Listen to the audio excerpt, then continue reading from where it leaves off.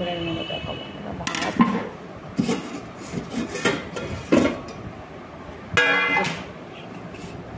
আজকে শশা কাটা, পেঁয়াজ আর লেবু, আর এই যে চিকেনের ঝোল।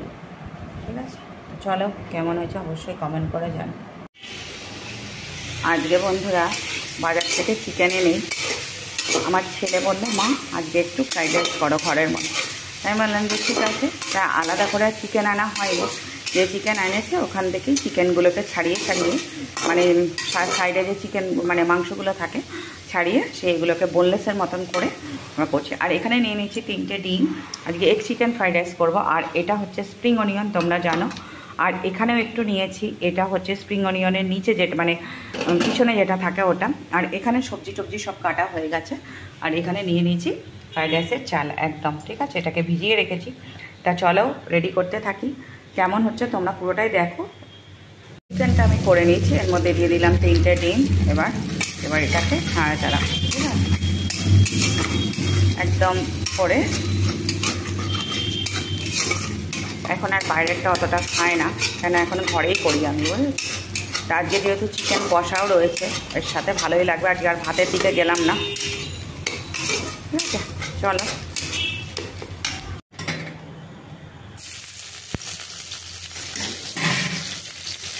এইটা দিলে আলাদাই একটা টেস্ট হয়, এটা আগে আমি জানতাম না। তারপরে আমি ইউটিউবটা দেখেছি, দেখার পরে আমি, ঠিক আছে।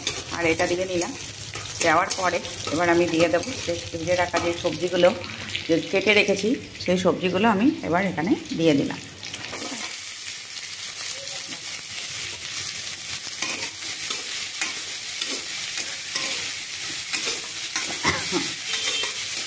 এর মধ্যে এবার একটু নুন দেবো, নুন দিয়ে ঢেকে দেবো।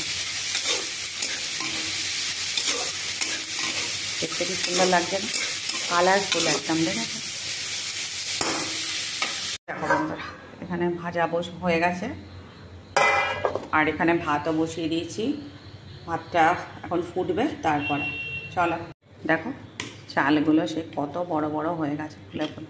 কিন্তু না একটা জিনিস আমার ভীষণ ভয় করে জানো, এখনও পর্যন্ত যদি গলে যায়, কি একটা ভয় যেন আমি এর সামনে থেকে নড়িও না। হয়ে আসছে এটা, মানে অতটা সেদ্ধ হবে না, 80% সেদ্ধ করব।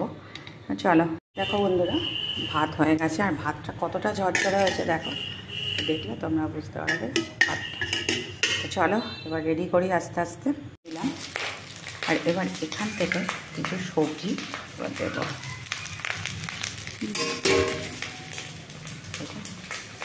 এটা সবজি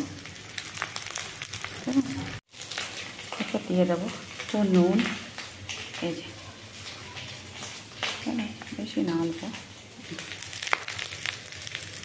দিলে তো ভালো লাগবে না। এরপর দিয়ে দেবো একটু সয়া সস, অল্প একদম জাস্ট একটুখানি।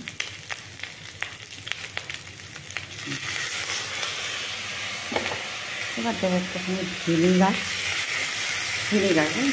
অল্প।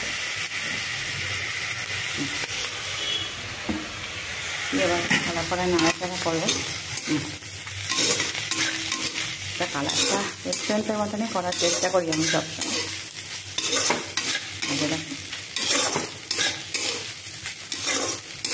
তোমাদের দাদাভাই একদম বাইরেটা খেতে চায় না, খেলেও খেতে চায় না। আর এখানে দেখো এই যে একটুখানি স্প্রিং অনিয়ন কেটে রেখেছিলাম, এই যে এবার এটা এর মধ্যে ছড়িয়ে দেবো।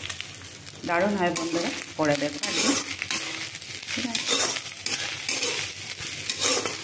কালারটা কেমন আসছে কিন্তু অবশ্যই কিন্তু কমেন্ট করো। চলো বন্ধুরা, রেডি হয়ে গেছে, তোমাদের দাদাভাইকে বেড়ে দিলাম। কেমন হয়েছে কিন্তু অবশ্যই কমেন্ট করে জানিয়ে। এই চিকেন কষা আর ফ্রাইড রাইস কেমন হয়েছে আজকের রাতের মেনুটা অবশ্যই কিন্তু কমেন্ট করো।